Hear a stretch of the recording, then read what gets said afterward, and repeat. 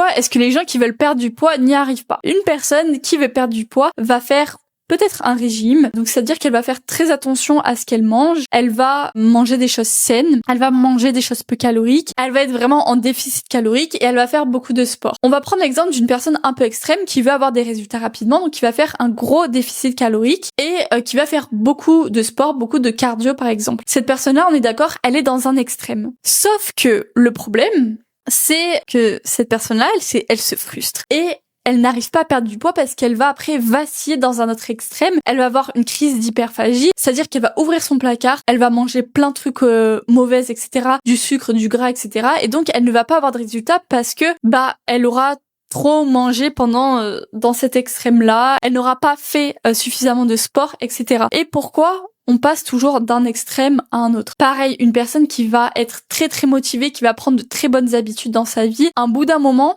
si c'est trop extrême, elle va retomber dans un truc, dans une autre extrémité, mais totalement l'inverse. C'est-à-dire, par exemple, le fait de dormir jusqu'à midi, de manger aussi mal, elle va reprendre de mauvaises habitudes. C'est ce que nous explique le principe de ce livre-là. Un chapitre seulement, ce livre est une véritable mine d'or, mais il y a un seul chapitre qui nous parle de la voie du milieu, qui nous parle du Tao. Pour ceux qui ne sont pas du tout, qui s'en foutent de la spiritualité et qui nous prennent un peu pour des gens barjots, le Tao, c'est la voie du milieu. La voie du milieu, c'est quoi? C'est la voie de l'équilibre. La voie de l'équilibre, c'est quoi? C'est justement ne pas être dans un extrême ou dans un autre. Et dans ce chapitre-là, il nous explique clairement que quand vous allez vous mettre dans un extrême, automatiquement, vous allez être ramené vers un autre extrême.